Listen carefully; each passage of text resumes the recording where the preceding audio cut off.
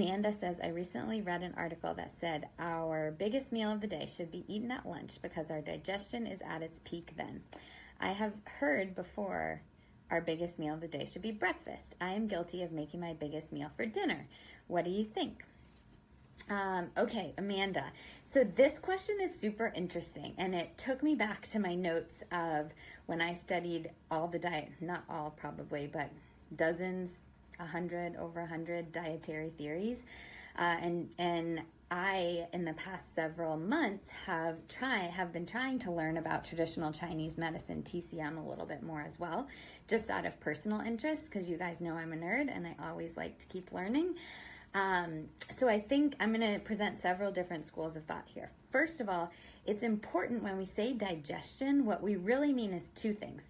Number one, we mean absorption of nutrients, because when we're eating, we're doing that because we want to absorb the nutrients in there. We don't want to just put food in our mouth and have it come out the other end, sorry to be gross, and not absorb any of the nutrients. We want to be able to use the stuff that we're eating, assuming that it's good quality stuff. And then second, traditionally when we say digestion, it's like to prevent bloating, constipation, gassiness, things like that. So both of these I'm going to address. Yes, it is true that your digestive capacity wanes as the day goes on. So your digestive enzyme secretions get lower. Your body just doesn't process food as well as the day goes on. So if you just want to take that as it is, then yes, it would mean that your biggest meal of the day should be breakfast, and then lunch, and then dinner. Couple other ideas. So Chinese medicine has this cool clock that I'll post. I'll try to find a link to post in the comments. And it has different hours of the day for different organs, that organs are at their peak capacity. And this would suggest that you should eat your biggest meal earlier. I think the stomach is 7 to 9 a.m. as the peak of digestion there. So that would suggest eating your biggest meal for breakfast, and then lunch, and then dinner. Ayurveda, which is probably what you were reading, or someone had an Ayurvedic bent a little bit, they suggest that our digestive capacity is at its peak when the sun is at its peak. So 12 noon to 2, something like that would be your biggest meal. Now, if you're thinking, oh my gosh, she's going off the deep end, this stuff is totally crazy, I want to ask you, how long has traditional Chinese medicine been around?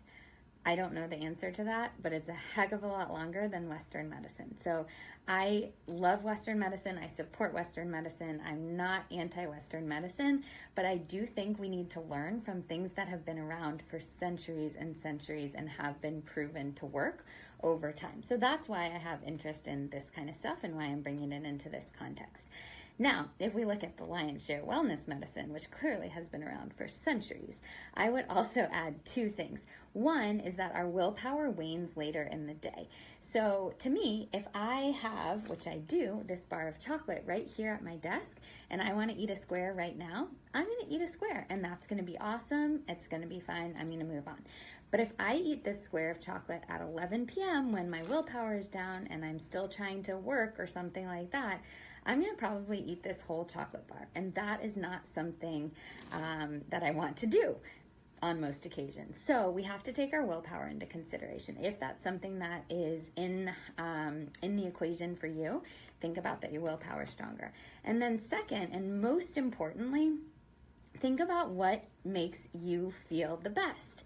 So I am not that hungry in the morning. I'm just not. I get up super early at 4:30 and I like it, but I could very easily go until 10 or so without eating and I would feel fine then. However, I know by experimentation that when I do that, I am like a snack monster later in the day.